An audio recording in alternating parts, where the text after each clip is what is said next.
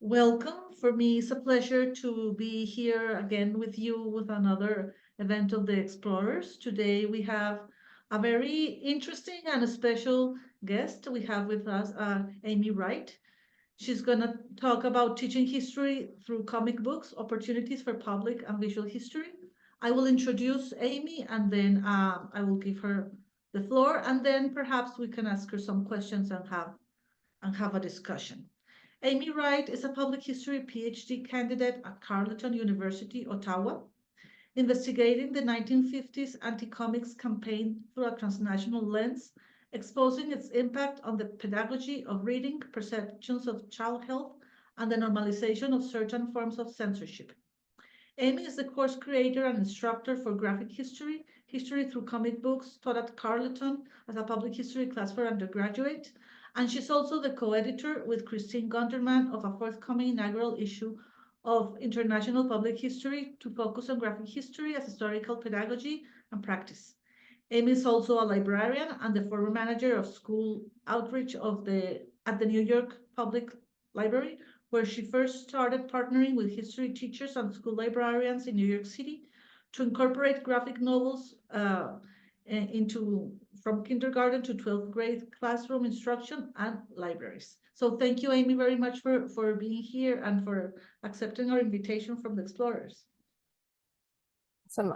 Thank you, Jimena, for organizing these discussions. I think it's really nice to have this space to talk, and this will be a conversation. So this will be the first time that I'm talking about the course that I just taught in the fall. So it was a course that I had created as part of my PhD coursework leading into my candidacy exams. And it just happened for the first time this fall. And so I'm going to talk a little bit about some student feedback that came from the course, and also how the course made me start to think about teaching public history differently. As I said to the students who taught the class, I would love if they came out of the class having an appreciation for comics, because I love comics, but that really wasn't the course goal.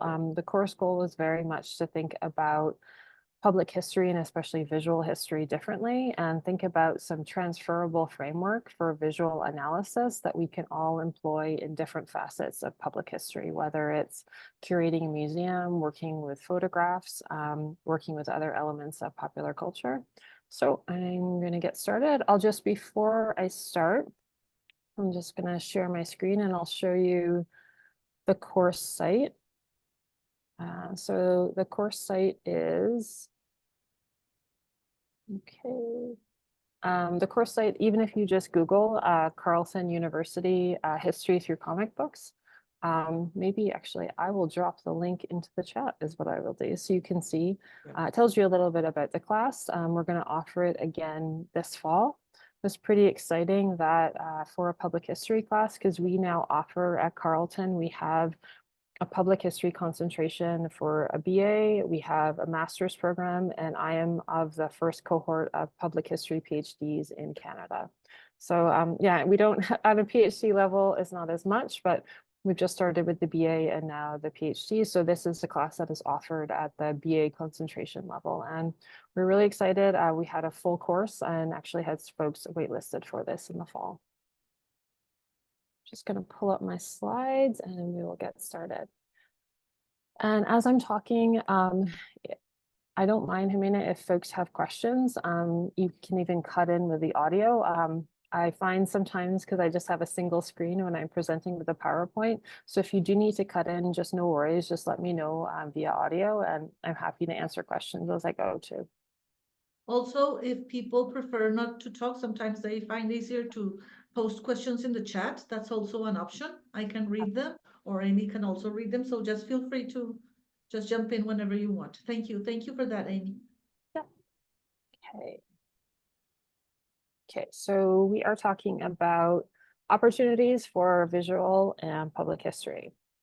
So a little bit about me. I am a PhD candidate, so I'm in my third year now, hopefully done next year or the following year. So I'm currently finishing up my research and starting to write my dissertation now. I am in Ottawa in Eastern Canada, so capital city of Canada.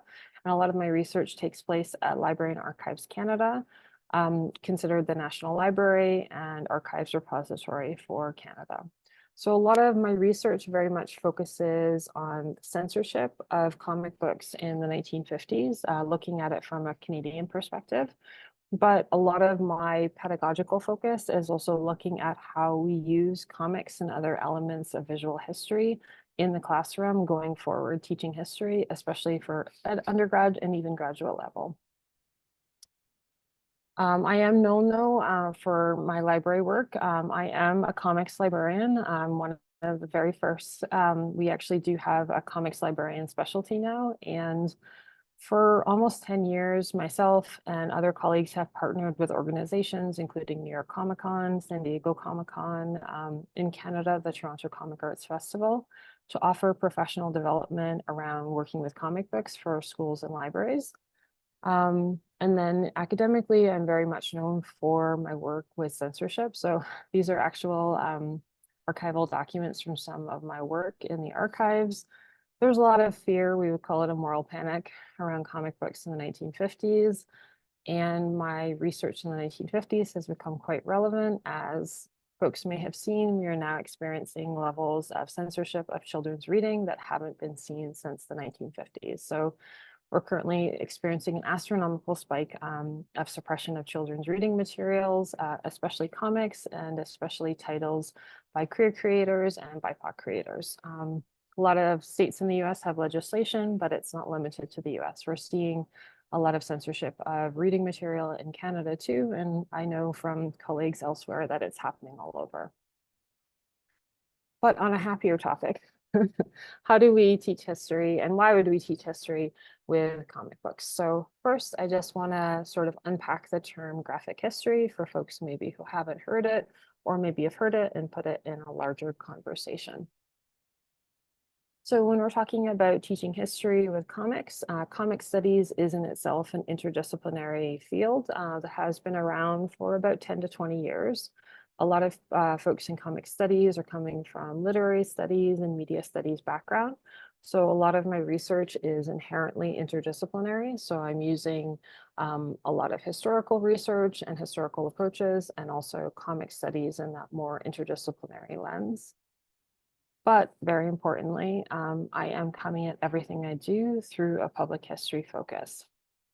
I would say for me, one of the largest ways the public history focus has influenced my work is very much looking at the way that the past and the present are involved in our historical understandings. I particularly liked this graphic for public historian Marko Diemenkowski because it very much talks about how when we look at public history through a public history lens, the past and the present are in active dialogue with each other.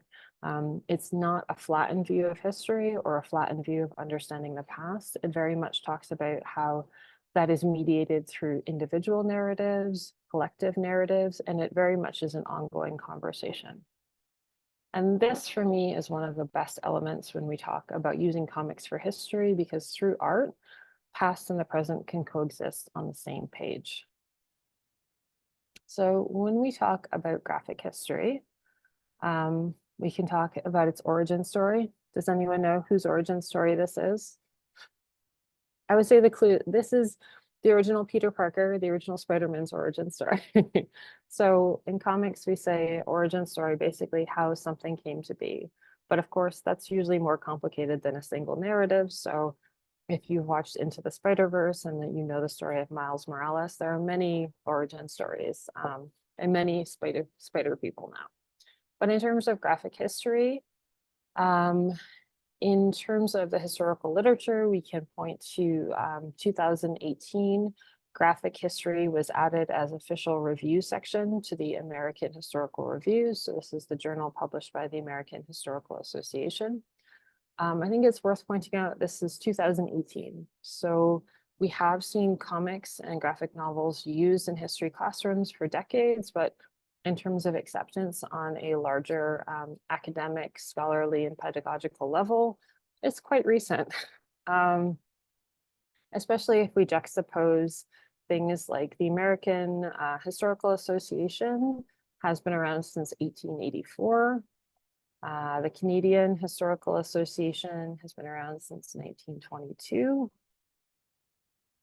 Even public history, so National Council on Public History, they're 1979. The International Federation for Public History, 2010. And graphic history, it's only coming up in the past little bit. We have some movements in Canada, for example. We have a graphic history collective with academics, comic creators, and other scholars who've been around since 2008.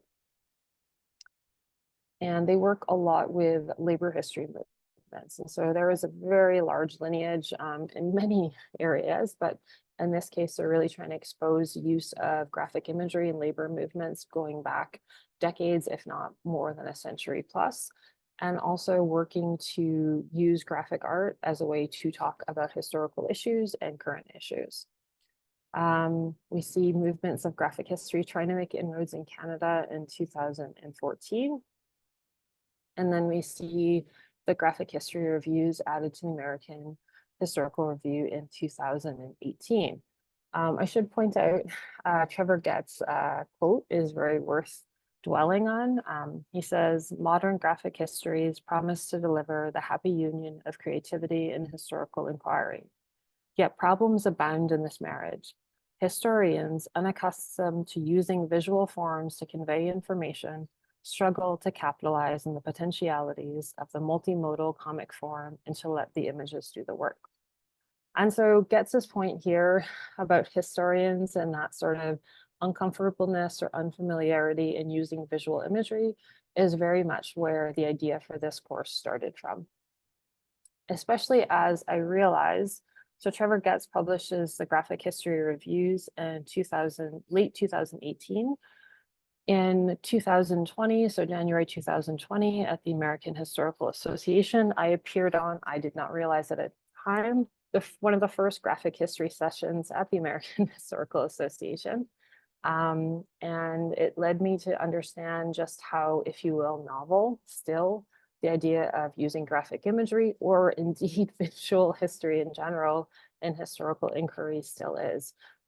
We do use visual images in a lot of our historical work, but there's not a lot of discussion of how we teach the pedagogy of actually critically examining visual images and to really appreciate visual images in art for the kind of information that they convey. And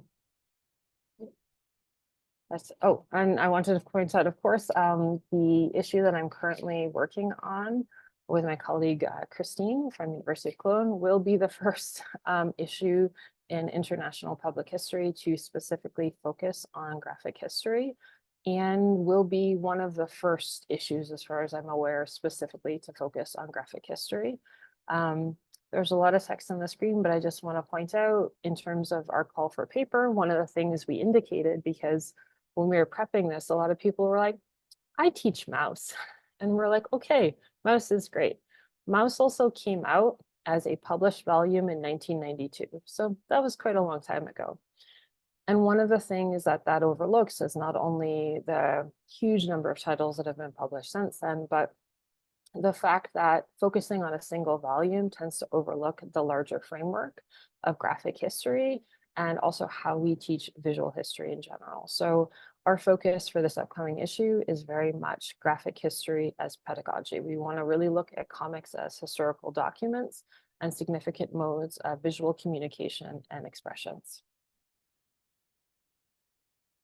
So even as I was prepping this class, and something that I continually run into is people say, oh, we know graphic history, and there are many, and these are considered canonical titles, if you will, for a reason. Mouse, of course, goes on to win the Pulitzer Prize. The Pulitzer Prize is kind of wrings its hands because at that time they did not have a category for comics and graphic novels. Marjan Serapi's Complete Persepolis, again, another award-winning title, and Joe Sako's work of comics journalism. However, there's a lot more than just these titles. These are, again, some other if you will, canonical titles that you might be familiar with. But one of the things when I was teaching my students, if we take those titles that I just showed you on the first two slides, that's all that it does. And there's a lot more titles that have been published.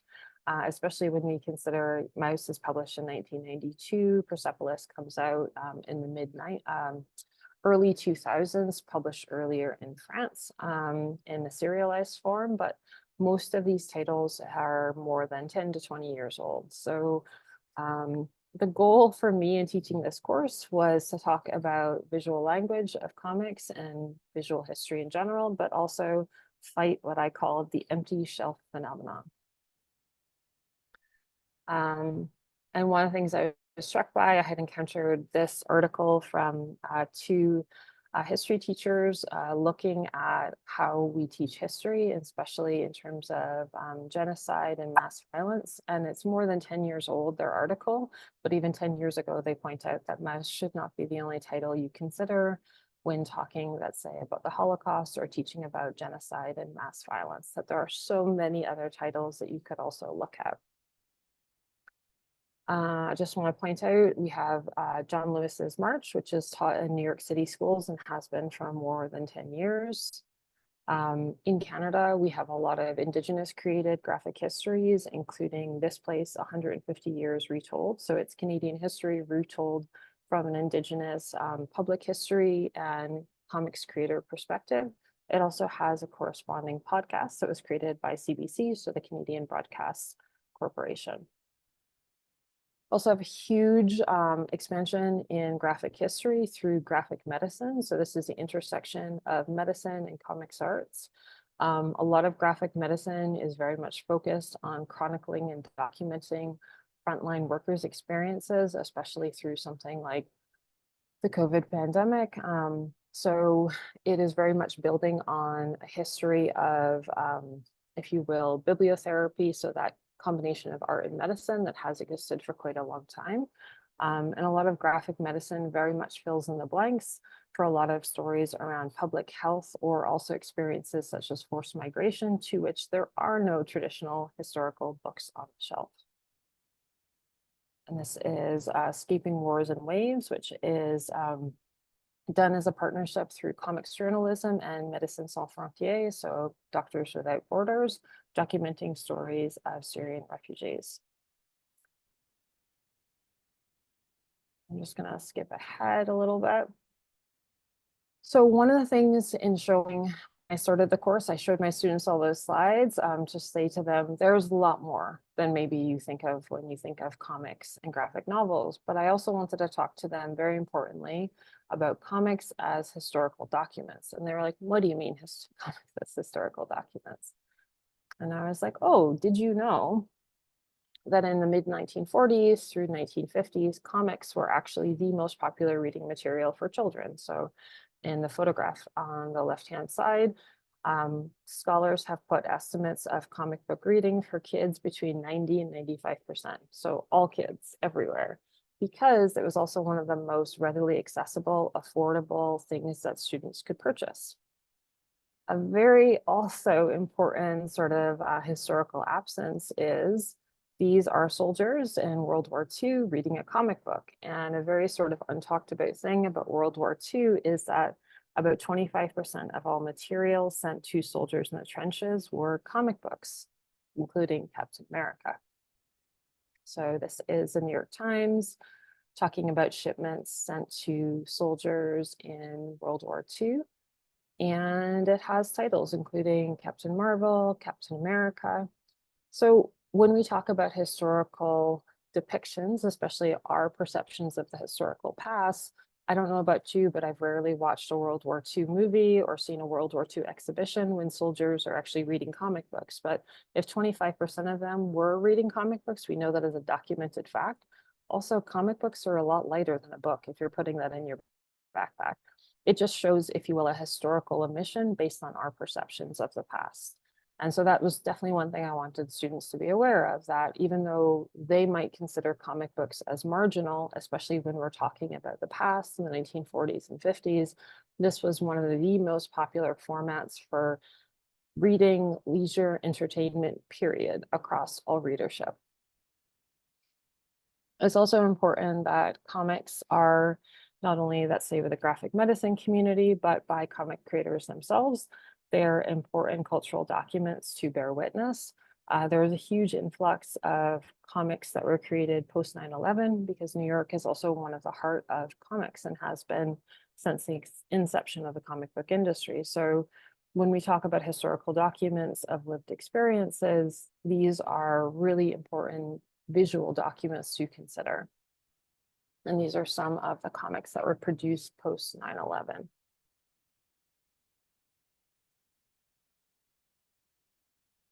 So yeah, one of my largest goals was we need to fight the empty shelf. I didn't want any of the students to think that graphic history was just mouse. Even because we have the ubiquitous iceberg diagram, I thought to really nail the point home, people think it's just this. In fact, it's so many other titles.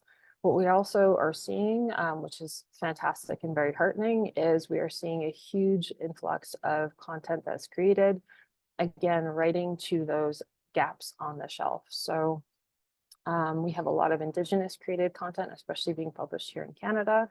One that I've also included is Our Work is Everywhere, which is an illustrated history of queer and trans resistance. So we are seeing more books come to which we don't necessarily have an abundance of traditional historical books on the shelf. So it's a great way to visually reclaim sections on the shelf for, you know, stories that do not have enough history written about them. I just want to say, as I'm talking, you may hear me use the phrase comics. It may not be the phrase that you all are most familiar with. They are the same thing.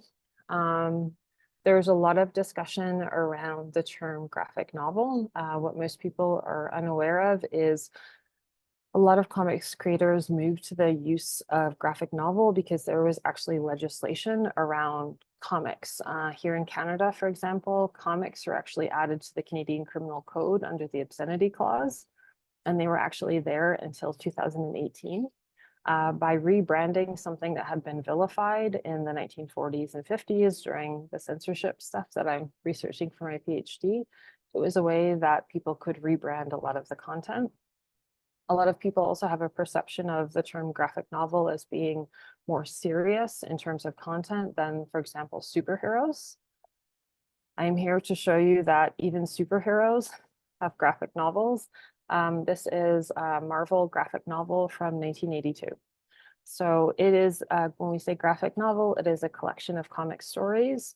An important thing to note is that a lot of comics that people believe were originally published as graphic novels were actually published in serial format. So this is Chester Brown's Louis Riel, but Art Spiegelman's Mouse was originally published as serials, so published as short stories. Marjan Strapi's Persepolis was also originally serialized. So all of these phrases, what comics, graphic novels, bande dessinée, manga, manhwa, comics is an umbrella that a lot of comic scholars, including myself, choose to use because it is more inclusive and expansive, and very much talks about the idea of sequential art, to use Scott McCloud's phrase. So why study comics? Why are they important? Especially when we talk about history, building on the point that Trevor Getz made earlier and the graphic history reviews, I don't think images are talked about enough in history. There is sort of an ongoing joke that historians will slap a photo into something, but maybe not talk about the significance or the context of that particular image. I think one of the best arguments, though, is by Alison Bechdel, who you may know as the creator of Fun Home, but also importantly, the creator of the Bechdel test, looking at media and gender and critically examining depictions of gender in media. So Alison Bechdel, this is quoted in Hilary Schutz's Why Comics, talks about comics as a new way of ordering ideas. So this idea of sequencing being very important, that we are building different building blocks for storytelling. And indeed, if folks have background in film, what do you do when you're creating a film? You storyboard a film. When you're putting together a sitcom or anything, you're thinking about the different progression of ideas. Even as we're putting together a PowerPoint, we're thinking about that. So this idea of sequencing and actually thinking about the ordering, this is one of the best things that comics brings to a discussion of historical analysis that we don't really have a lot of. So when we think about it, again, as a new way of ordering ideas, a new way of thinking about things visually. Ben Saunders from University of Oregon has done a lot of work, especially looking at superhero comics, and talks about them similar to how I talked about 9/11 as cultural documents of a particular time period. He talks especially about Superman and how to contextualize Superman and understand Superman, you end up talking about the Great Depression. You end up talking about wealth inequity and why Superman is sort of always fighting against villains with too much money in their pockets and not enough that they're actually spreading around. But especially for my course, I really wanted to talk to the students very pragmatically about why we should study comics in a way that is historically relevant, which is historians don't tend to do enough of it. So we have graphic history reviews that were introduced into the American Historical Review in 2018. However, this is a review of the reviews in 2020, and Neil Mayer found that even in reviews of graphic history, most people weren't still talking about the art. So even when we have a focus to include more graphic text, we're still not analyzing the art or really talking about what purpose the art plays. So this was very much the jumping off point for the course and a lot of my research in terms of how we talk about visual language in public history classrooms. One thing I think to point out, again, within academic spaces that I don't think we do enough of, in K-12 classrooms, there is a lot of discussion of what is called multimodal learning. So this idea of having visual, auditory, reading, writing elements and kinesthetic elements. I don't think that's something we talk about enough in undergrad or graduate classrooms. Ideal classrooms should try to incorporate multimodal learning. Not only are you ensuring that you're meeting people where they're at in terms of their preferred learning style, it's a more effective way of teaching. The message tends to be better received if we're able to incorporate multimodal formats into the classroom.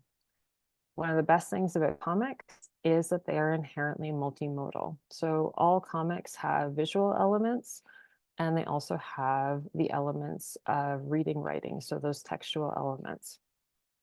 This is one of, I think, the best arguments. A very important one is also simply that there has been a lot of hand-wringing around misinformation, students being inundated by visual imagery, and why wouldn't we incorporate a framework for students to critically analyze visual imagery and really think critically about the images and text that they're encountering in a day-to-day basis. So this was my thought in teaching the class was I don't just want to teach students maybe more titles in comics. I really want to introduce the idea of critically decoding comics and thinking about those transferable skills for visual inquiry that they can take into other elements of public history.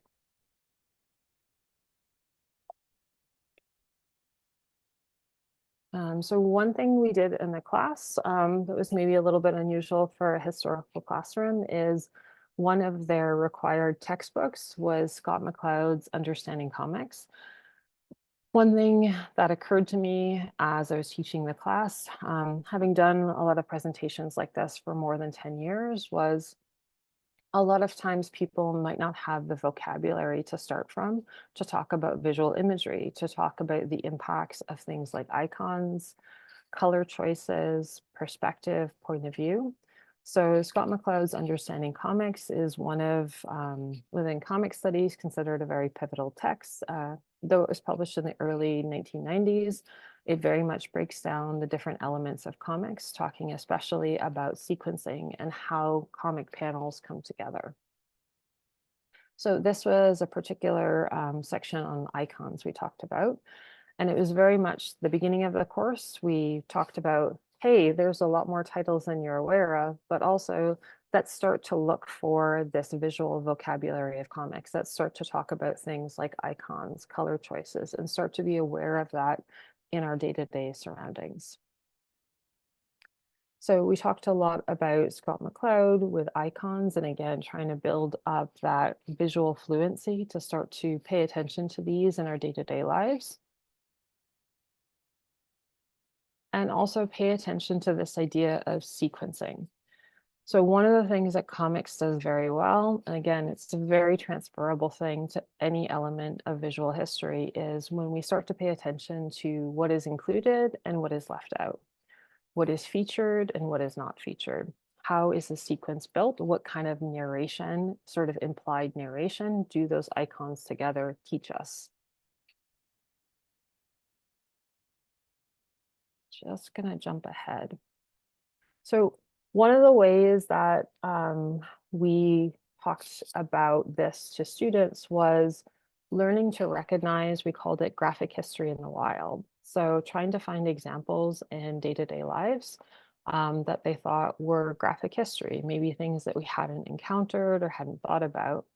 And as a way to kick things off, I introduced some of my favorite examples, which are when you get on an airplane, how do they teach you what to do for safety?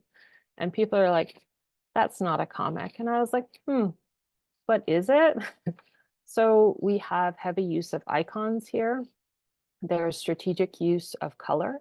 For example, in the for your safety on the left-hand side, we have everything highlighted in green is something that is considered good.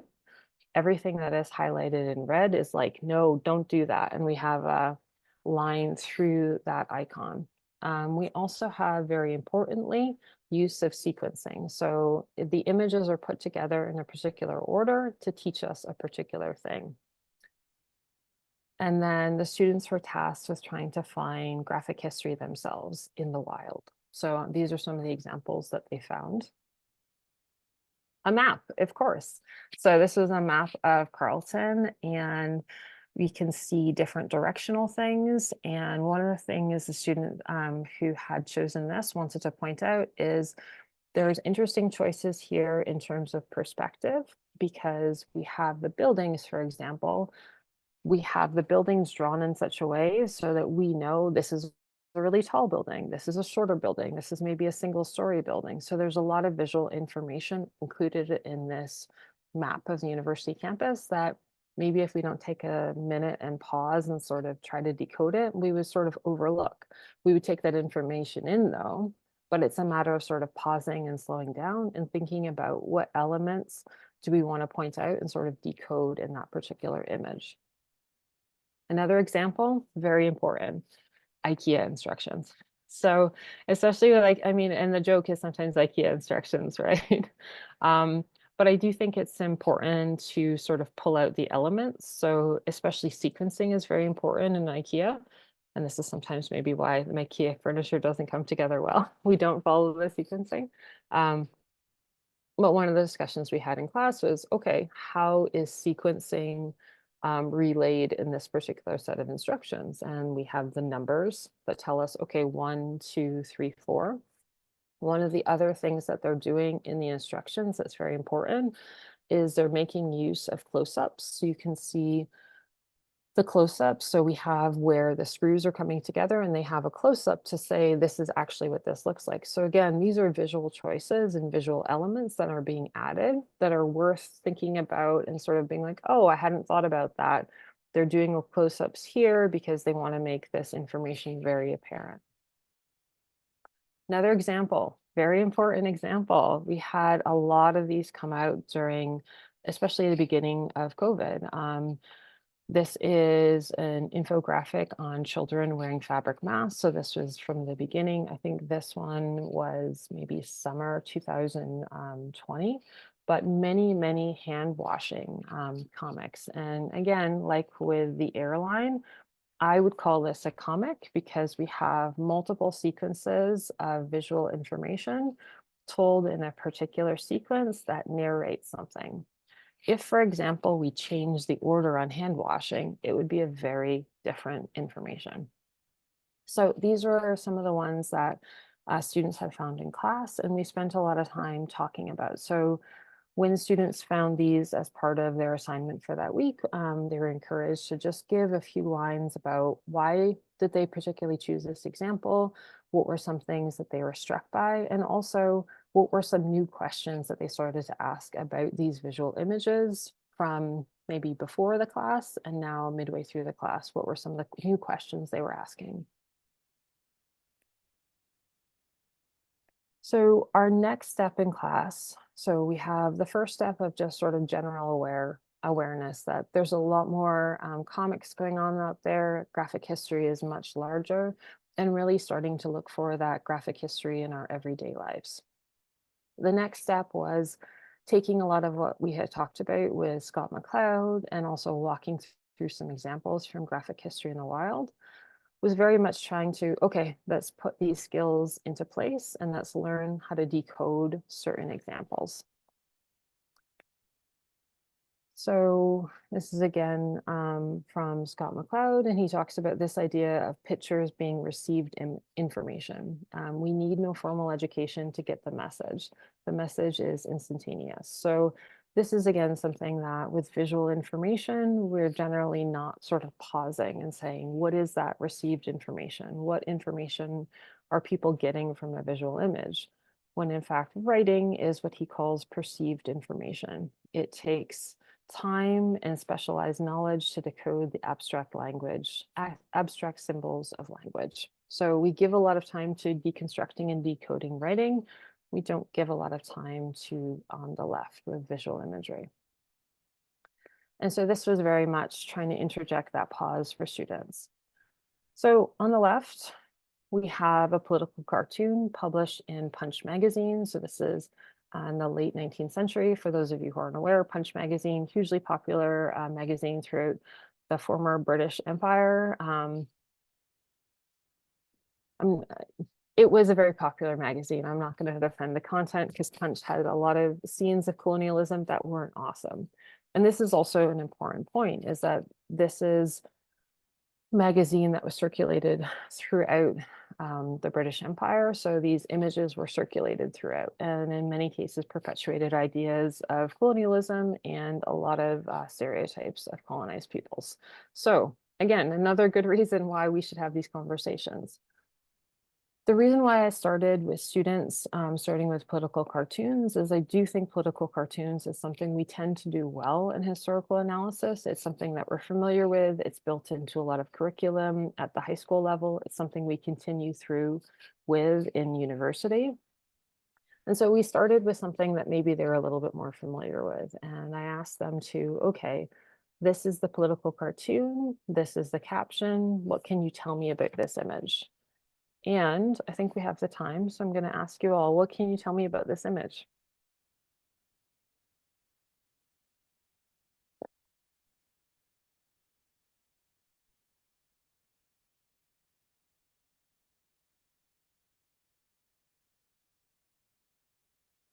It seems like, well, if I may, it seems like imposing, like something's being imposed, like stepping, like yeah, like Yep, yep, somebody definitely is stepping.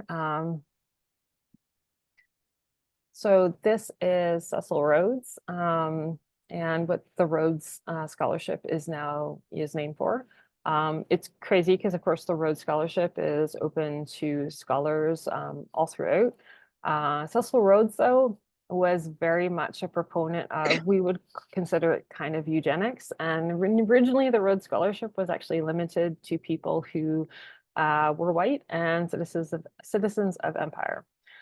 So this is Cecil Rhodes extending his reach across the continent of Africa.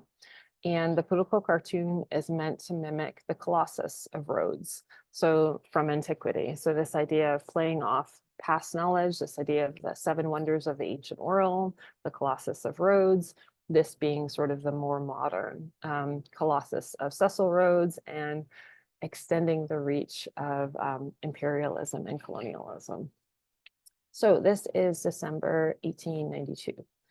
we're starting to see comic books or comic strips are coming up in the 1920s, 1930s, and then by the late 1930s, early 1940s, we have the comic book industry, as we now know it, emerge. Quite importantly, we have the first appearance of Captain America in March 1941. So thinking about the political cartoon we just did, I'm going to ask you to tell me, what do you see? What do you notice about this particular image from March 1941?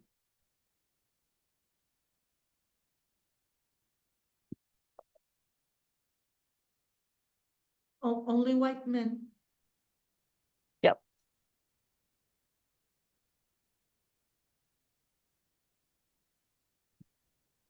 I find it really notable. I find it really notable the forthrightness and the unambiguity with which Captain America is just punching the crap out of Hitler in Yes. in 1941, when there was a significant portion of the American population which supported Hitler, as we now know, the strong support for Nazism in certain quarters of American society.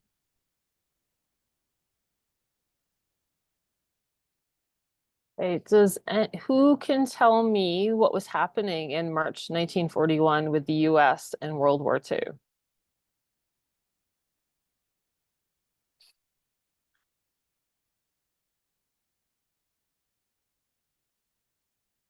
So the US had not joined the war effort yet.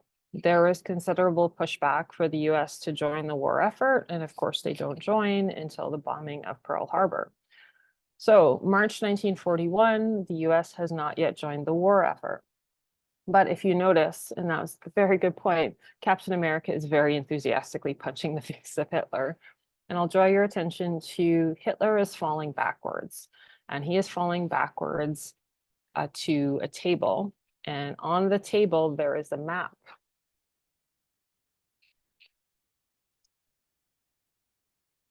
And that map is a map of the United States. The implication being that if the US doesn't join the war effort, the US will be next. That Hitler will continue to fight unchecked if the US does not join the war effort. So that's a very important point here, is that there's a lot of movement in the image. We have the massive success of Captain America issue 1 juxtaposed with the US not being part of the war effort.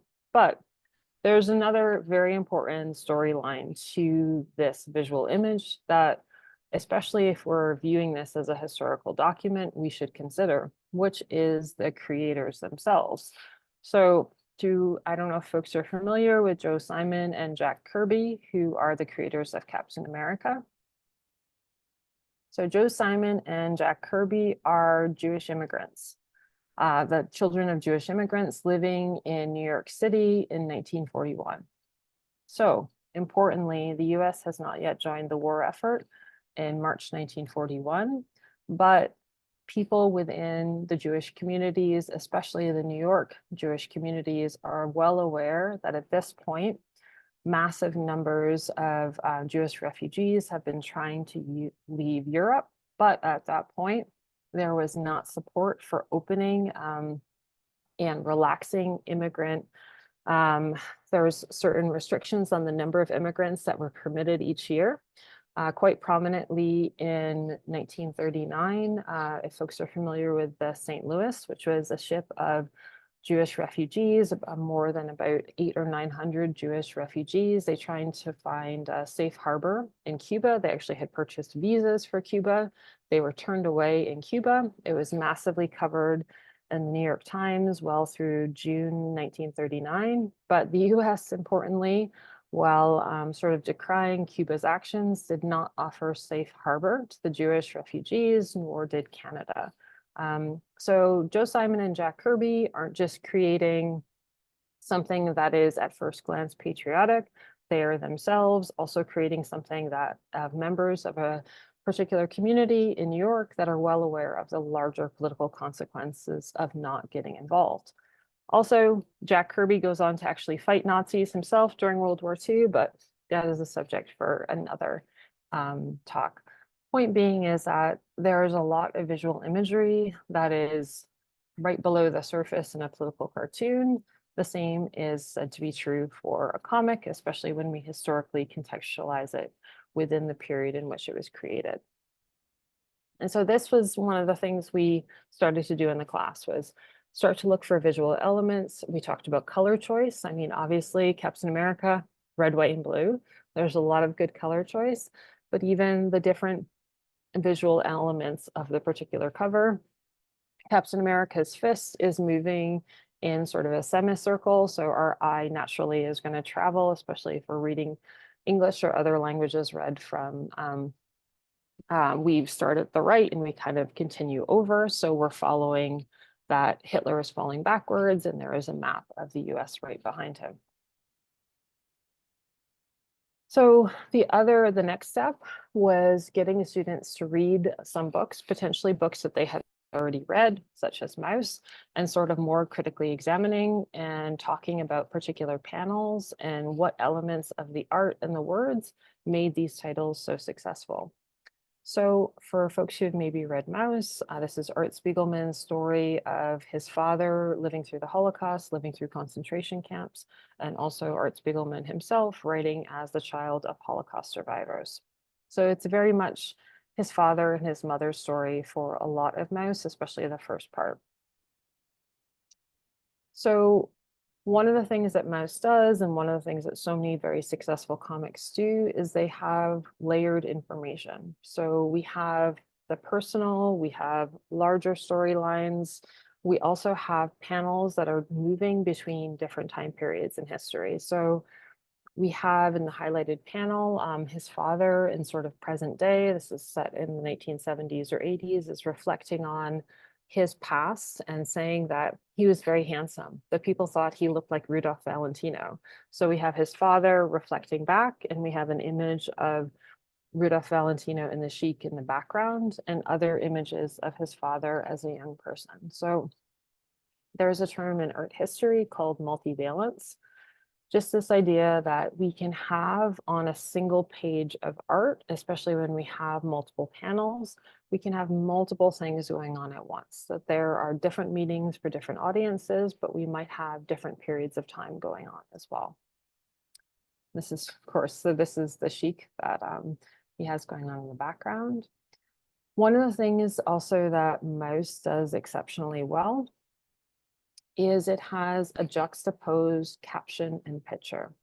So just like we saw in political cartoons, so for example, the chapter title for chapter 2 in Mouse is The Honeymoon, but we can see the image is not actually a honeymoon. So that kind of juxtaposition, whether or not we realize that we're taking in the fact that this is not the story that we think it's going to be.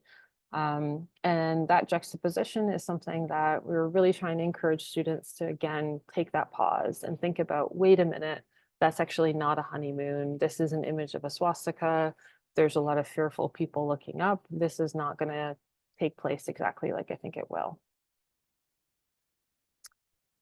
We talked a little bit about Persepolis, which again, a lot of people have read, but maybe haven't talked about some of the things that make the title very successful. In Persepolis as well, there is a lot of juxtaposition. So I'm going to call your attention to the image on the far right. We have a smiling family in the middle, but then as our eye travels further out, we have guns pointed at everyone.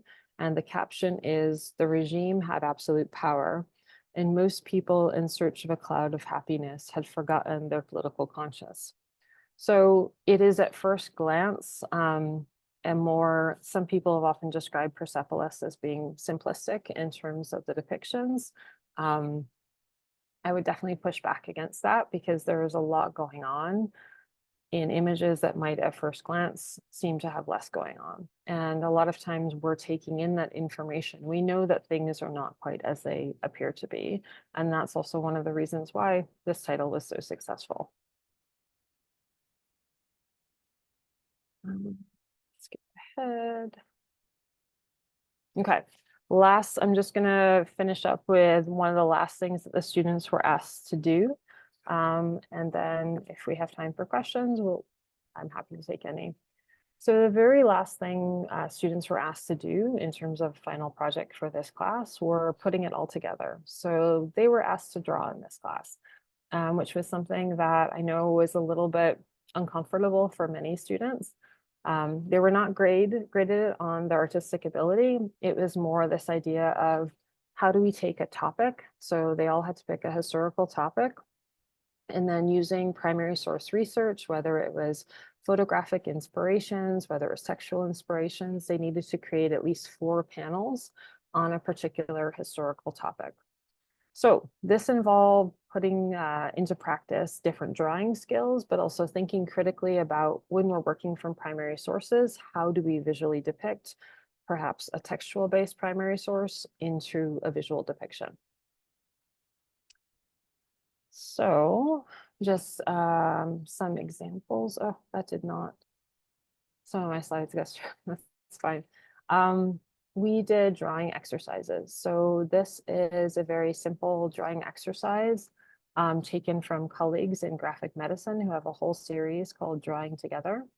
And it's to really encourage people to push past that reticence of, oh, I don't know how to draw, I'm not an artist, and just think about filling the page and to think again about icons and visual languages. So we started with drawing prompts every week, starting in week 4. And we started with 4 panels, and then students had prompts. We started with very personal prompts because sometimes it's a little bit easier to draw from what we know. And so this particular prompt was, I showed them my drawings as well. So if it was any typical day, I would say something like the highlight of my day was a cup of coffee, and I had drawn a cup of coffee, and this idea of it can just be a cup of coffee with steam coming off of it, that can be a very strong visual image. The best part of my weekend, again, thinking about that concise visual language. Maybe the best part of your weekend was walking the dog, and maybe all you need to include in that particular image was a picture of you and your dog. But then what we also did is look at some examples of artists that were both historians and artists, and how they worked from different primary sources and how they were able to bring textual primary sources into comic creations. So this is Matthew Barrett and Robert Engens Through Their Eyes. It's a graphic history of Hill 70, which is a particular battle fought by Canadians during the First World War. So Matthew Barrett is a historian and also a cartoonist who drew all of the images in this book and was working from primary sources at the Canadian War Museum. So we have here, it's a panel, and you can see there's a lot of interesting choices in terms of close-ups. We have different visual texts, and even here on the right-hand side, we're slowly following the bullet. So it's a way to show that very traumatic impact even of a soldier in war. And as we read the captions, it's actually the soldier talking about the fact that while on the one hand, they felt that they were doing their due duty by participating in the war, it was something that they found very traumatic. And Matthew Barrett, in writing those captions, is actually working from primary sources and working from quotes of a particular infantryman who was a private in World War I. He later went on to be a politician in Canada and actually spoke out against Canada joining the Second World War because of the costs and the toll, especially Canada was still part of the British Empire in World War I, and some areas of Canada lost up to 25% of their male population of a certain age because they were employed in very dangerous casualty-ridden areas during the First World War. So this was a way to contextualize the quotes. So he has direct quotes and then has put them into the different images. And so working from examples like that, I'm just going to show you some student examples and then we will wrap up. So This is one student example who chose to focus on the Irish potato famine. And one of the things I thought was really exceptional about this, this student was very worried about their drawing capabilities, but we also talked about how images can be so successful, even if you're focusing on one particular images. And in this case, they chose one particular scene and repeated the scene through different years, showing the progression of the potato famine and then the impact you can see 2012.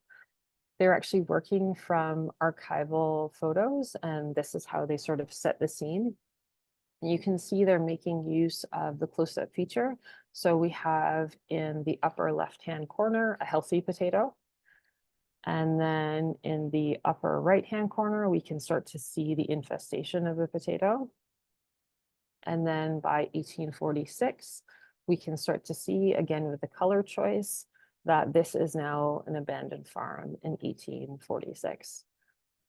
By 2012, we can see that there's some regrowth in the area through the green, but we can see that that particular home has been abandoned and long abandoned. So I thought this was really an effective use of visual imagery and thinking again about that sequencing, what we include, how we include things, and also our color choices. I'm going to show you one more. So students also had the option, if they wanted to, of creating a zine. So a zine would be sort of a do-it-yourself magazine. It could be using cutouts from different magazines, images. You can also make digital zines now. But this, again, this idea of image creation and what will go into a particular image. This student chose to focus on the fruit machine. For folks who aren't aware of this story, this was not a great chapter in Canadian history. So following the 1940 Gazanko incident, in which we have fears of communist infiltration through North America, the RCMP, so the Royal Canadian Mounted Police, sort of like the intelligence section of Canadian military and police, began a program of systematic purging and in some cases torture of homosexuals from the Canadian Civil Service, fearing them to be a threat to national security. There was never any proof of this. No one was ever any safer, but through the 1950s and 1970s, tens of thousands of qualified intelligence agents and Canadian Civil Service agents were purged from service.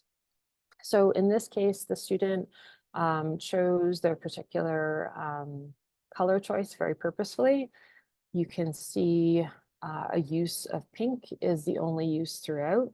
They were also using direct quotes from primary sources. Unfortunately, a professor at Carleton was actually involved in the creation of the fruit machine, which was a test that they would give to homosexuals to determine whether or not they were a threat to the civil service. Obviously, this test was not a real scientific test, and it was something that built on a lot of stereotypes and perceptions of the time.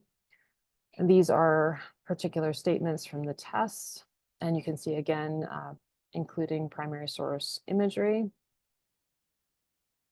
And then we have quotes, and then even we have images from the RCMP files.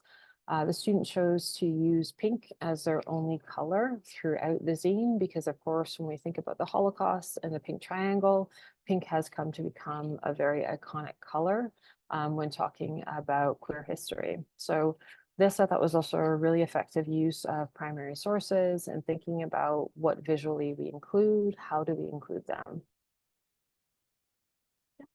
And I'm going to stop there.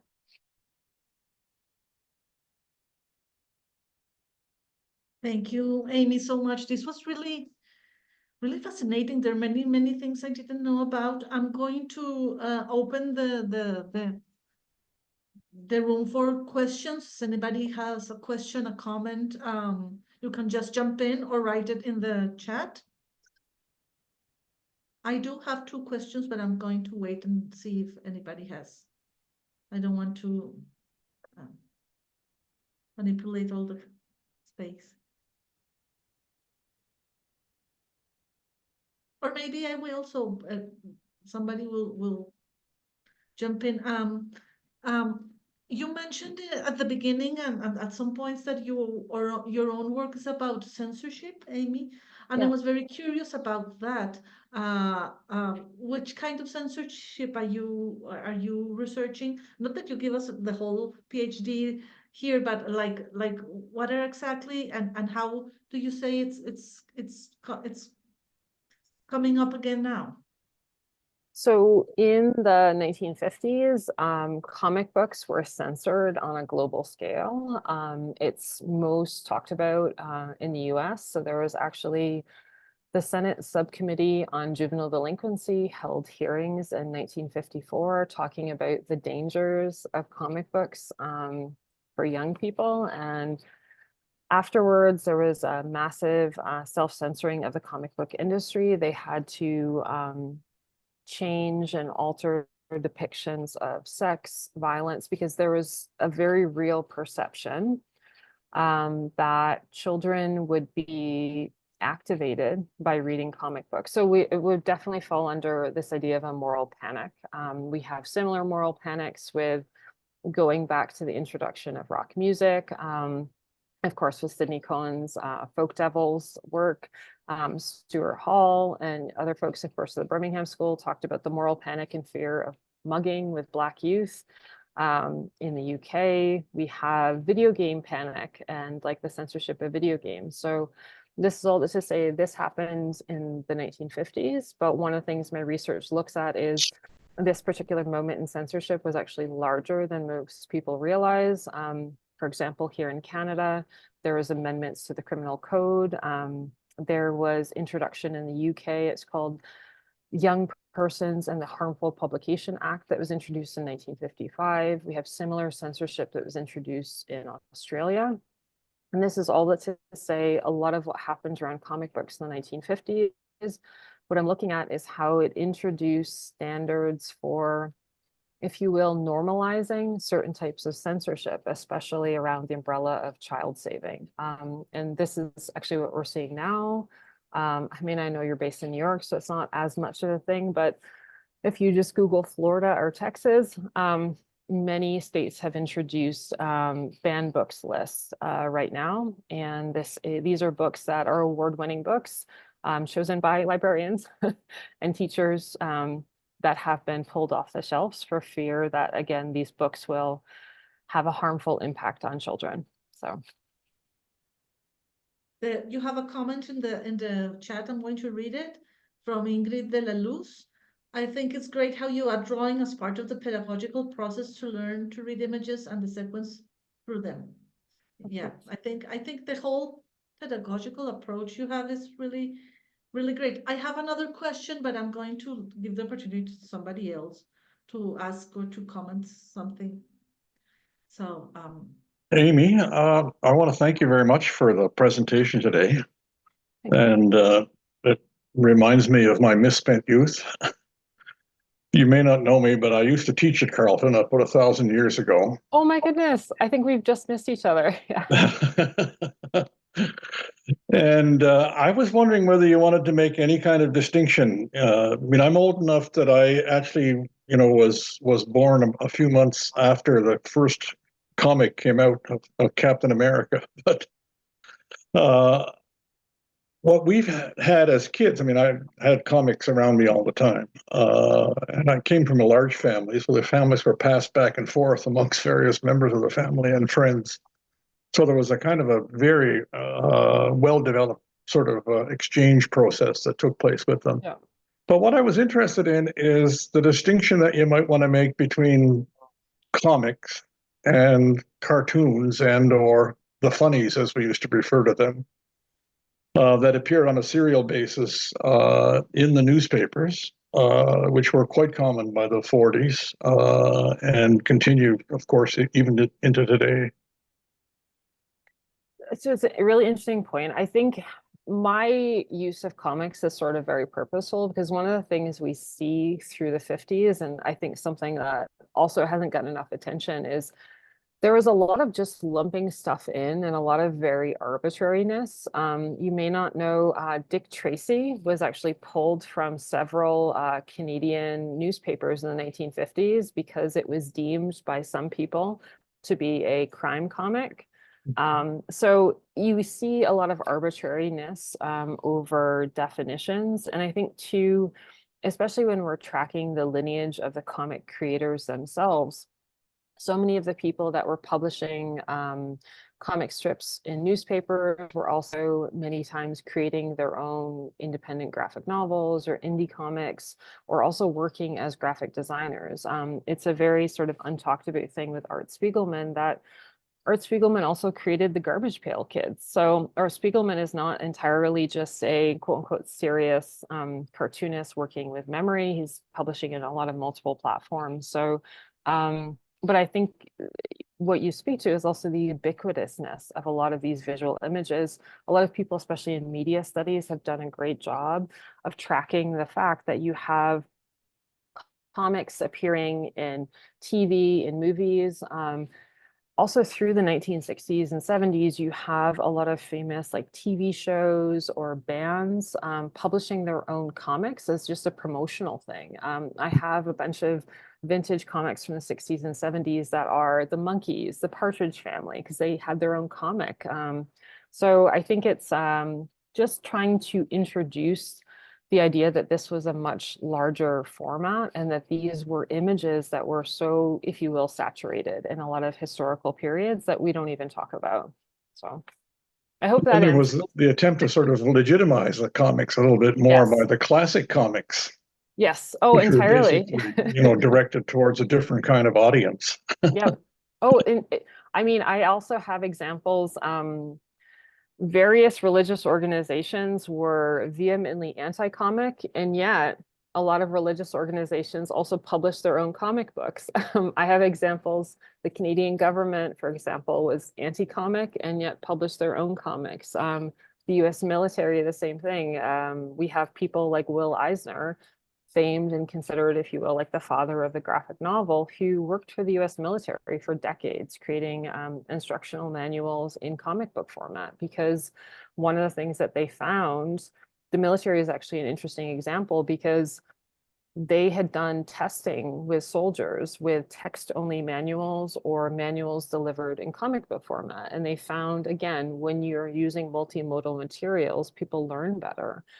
Because you are activating multiple sensibilities around learning. And so, yeah, that was sort of how Will Eisner stayed afloat through the 1950s, 60s, well through the 70s, was creating instructional manuals for the US military. So more than anything, as I would say I'm very much an advocate for visual history and just hoping that there are larger discussions around visual history and especially giving students more transferable skills to try to unpack and sort of decode all of those elements of visual history. Thank you very much. No worries. Thank you. Thank you. Rachel, yeah, you have your hand up, please. Hello. Hi. Thank you very much for the presentation. Very interesting. And Dr. Wright, I wanted to ask your opinion on using comics to do public history with the public. My PhD at the moment, I'm investigating how you can use web comics as a way to draw the public into history production.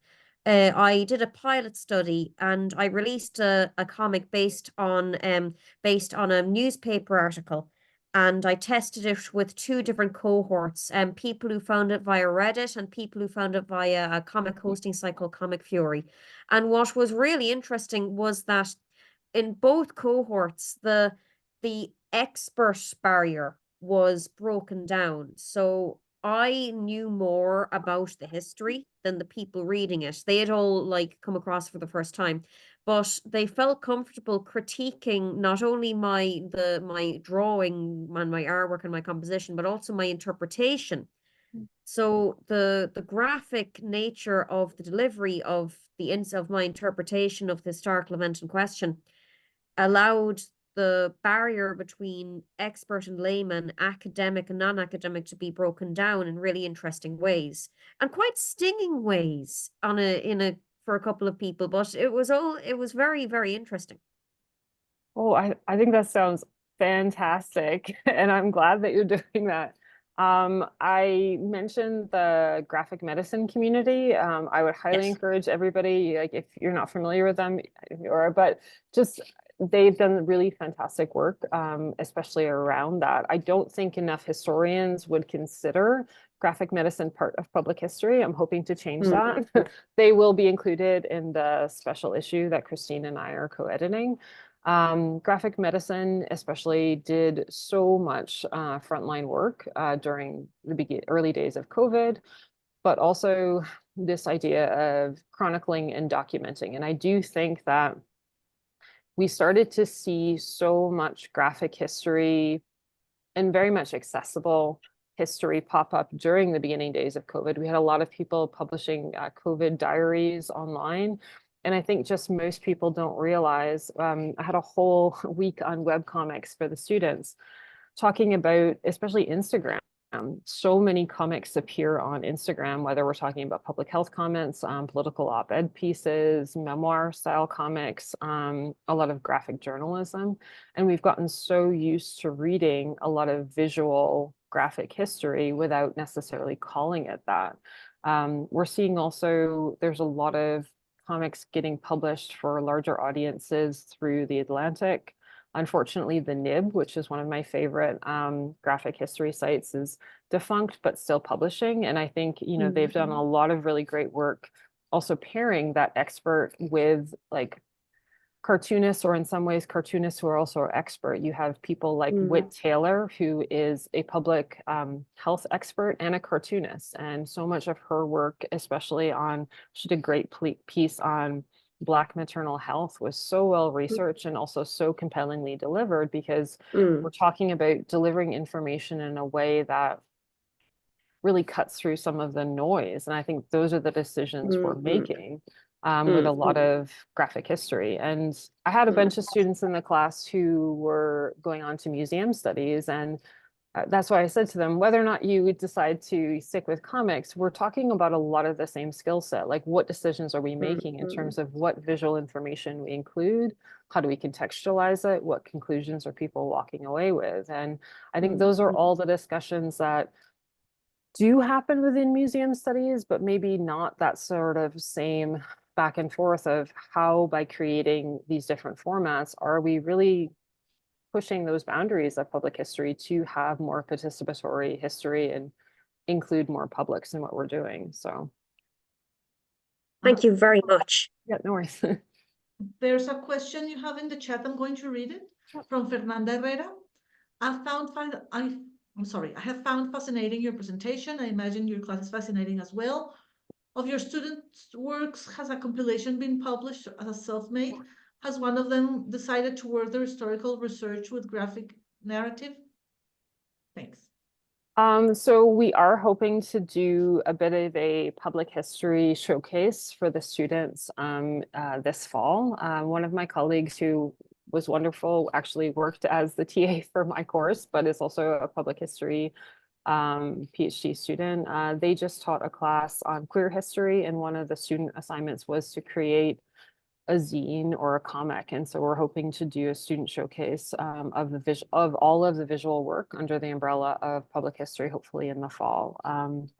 I have just started to reach out to the students, and that's just some of the examples I shared were students that were okay with their work being shared. I'm excited to share their work, but also want to be really mindful of just making sure that I share student work in a way that students want to be shared. I do think I have feelings on AI and visual imagery, because a lot of visual images that you put up now, you do run the risk potentially of those being aggregated or used in a way that maybe people aren't realizing or that they haven't signed off on. So we're trying to figure out how we can do a student showcase in a way that really showcases the range of public history, visual history options, also in a way that sort of is respectful of the students. So hoping in the fall, and I do hope that whatever we do will also be a digital portfolio of student work. A lot of students are continuing with it. One of the assignments was a reflection exercise to think about the course content and ask them, what were their perceptions around visual history before starting the course, and what were some of the takeaways they had now. And it was really, I guess, rewarding to read. Like, you want the course content to be something that hopefully encourages people to maybe ask some different questions than they asked at the beginning of the course. I don't know if they'll all become diehard comic readers, but again, that's not the goal. I just really wanted them to ask, different questions around visual history. And it did seem like a lot of the students had been prompted to that. And definitely there were a few who wanted to continue with things. Holly's zine that I showed at the end there, I know Holly has continued with zine making and is actually taking my colleague's class now. So it's hopefully other people are thinking, and maybe we'll be better advocates for visual history going forward. So. Thank you. Are there any, I hope their work will be online. I would love to read it. So are there any questions? I have two questions, but I want to A small question, perhaps, Amy.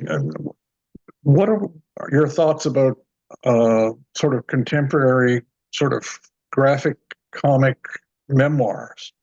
I'm thinking particularly of Kate Beaton's Ducks and a number of other pieces like that have occurred that are very popular.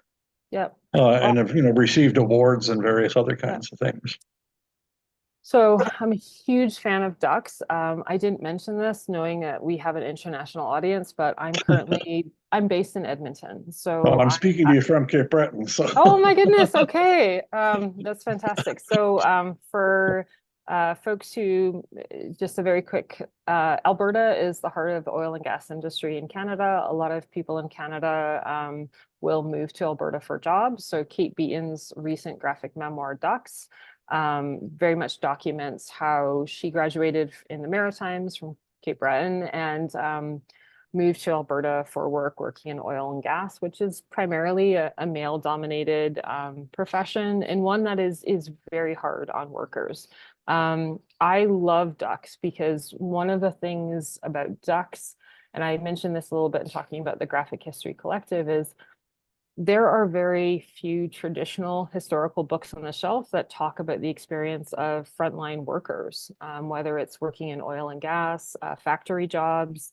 There's a great graphic memoir out of Japan, which talks about the Fukushima nuclear collapse and a worker who actually worked as part of the cleanup crew.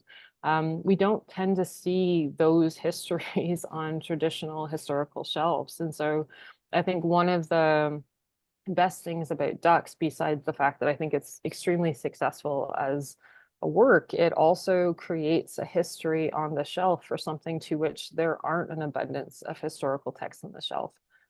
This also, I'm a huge fan of webcomics. There are some fantastic webcomics out there documenting and chronicling so many historical events in real time that, again, there's not traditional books on the shelf for. So yeah, I love me a memoir like that, because I do think also history is always personal. Whether or not we want to have that discussion, it's always mediated through a personal lens. And I think someone, writing a memoir about their experiences working in an industry that is untalked about is super important and should be considered more. I think sometimes there's still a reticence to accept memoir as historical documents because we talk about this idea of historical objectivity. And as a former librarian who worked in library and archives for a long time, library and archives are not neutral, and they've never been objective. They've had multiple holes in the shelf, and that is something in discussions we need to have more of. So yeah, thank you. Yep, you're very welcome. Okay, you have another Sure. question in the chat from Andres Patiño. What do you think about the political implications using illustration to explain history? A very short comment that deserves more elaboration. Sorry. So it's interesting because this question had actually come up during my candidacy exams, was that somehow visual images are inherently subjective, inherently biased. And I think that that kind of a perception around visual imagery also is if you will, a format hierarchy, and that sees textual only accounts as somehow free from bias and, you know, an objective account of things. And we're always as good as our sources. And a lot of textual accounts are building on sources that have omissions, sources that are built on certain perceptions or particular source base.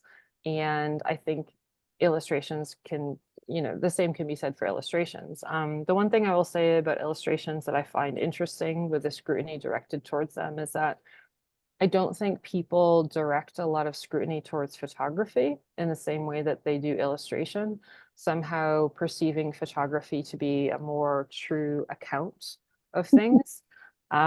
And yet, especially if we're talking about photography of certain time periods chemically, people needed to be very still for a very long time, even for those images to chemically process.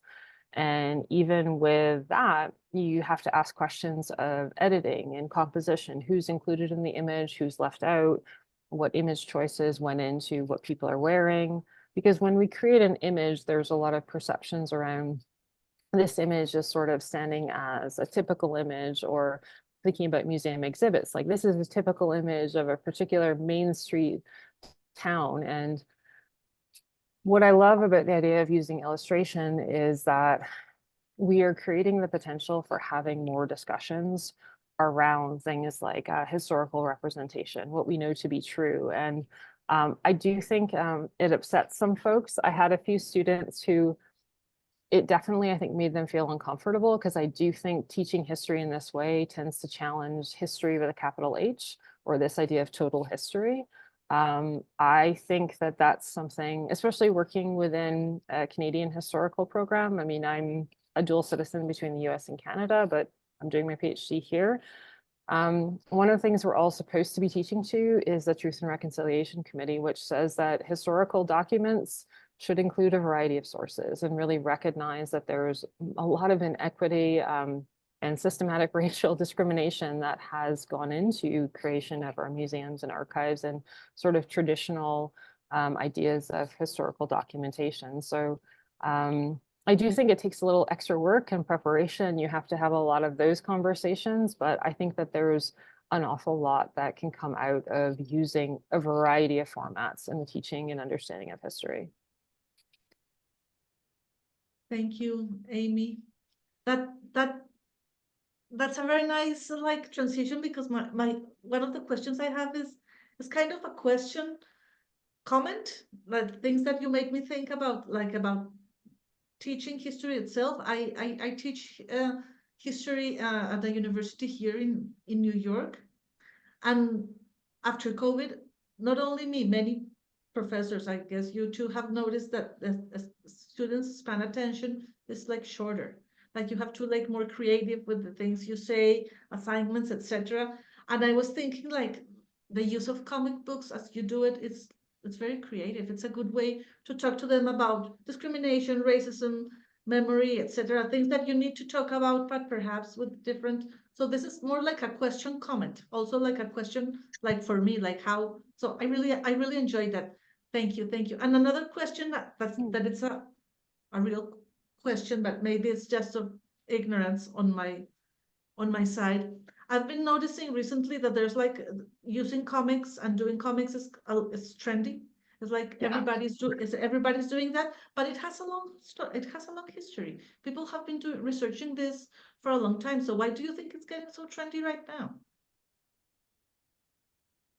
It's interesting because I do think it's trendy, but I also, one of the things even in preparing this course, and I used to do a lot of this work and still do in my capacity with comics librarianship, is that we're seeing a lot more widespread use of it in terms of maybe more classrooms are using comics, but we're not necessarily seeing an expanded use of titles or an expanded discussion of different comic formats.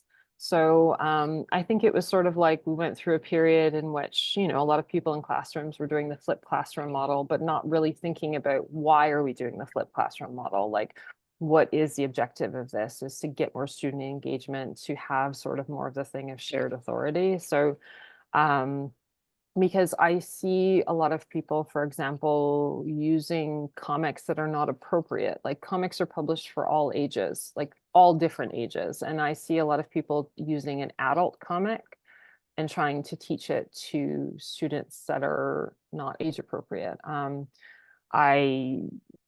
I would not teach Michael Ondaatje to 6th and 7th graders, and people are teaching Mouse to 6th and 7th graders. There are other better Holocaust comics, many published actually by the Anne Frank House, that would be appropriate for 6th and 7th graders, not just content-wise, but also there's different languages of comics. Mouse makes a lot of use of jumping between the past and present.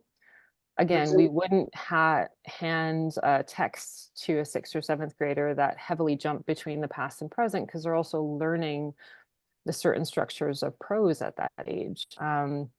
So I think we're seeing more use of comics, but maybe not as much of an thoroughly integrated pedagogical approach yet. I also say that because I know the course I'm teaching is one of only a handful of courses to teach it in this way, which is sort of still surprising to me. And even when I was preparing my syllabus and went to the bookstore, they were like, well, are you going to teach Mouse? And I was like, okay. So yeah, I think people are starting to, I mean, we're seeing more use of things like podcasts or audio clips in classrooms. And I think anything like that is very important, because I do think that there is something to be said about trying to recontextualize history for students. And I think using a variety of formats is really important to do that. I've also found really effective. I have like old CBC radio broadcasts. I actually have a CBC radio forum from 1949 in which various community advocates are debating comics. And I found students really respond very well to that, because I think hearing that radio broadcast from 1949, there's something to be said about the particular emotion that is transmitted. And so I think it's about picking sort of the right tool for the right job, you know, and that there are certain things I think that resonate more with students depending on the topic. And but you know, I mean, like a lot of times we talk about pedagogical shifts, but don't always have the time, money, or resources to necessarily make those pedagogical shifts. So yeah. ¿Para qué vas a salir, ¿sabes? Curioso. Is there a question? Are there any more comments? I had a question in the chat that I'm going to share with you. This meeting was recorded, so after what happens after this is that I process the video and I share it widely in Facebook, Instagram, and Twitter, now X. Also, if you don't use social media, you can email me. My email is in the chat, and I can send you a copy of the recording, and Amie will also receive a copy of the video. It would also be uploaded to the Vimeo channel of the International Federation for Public History. This is like a public source if you want, so it's available and easily, and I mean it's easy to find. So Amie, if there are no more questions, comments, doubts or anything, Amie, Just a tiny little question. How many students did you have in the class? I had 65. 65. Oh, wow. That's a lot. With a wait list. So I was pretty happy about that. Yeah.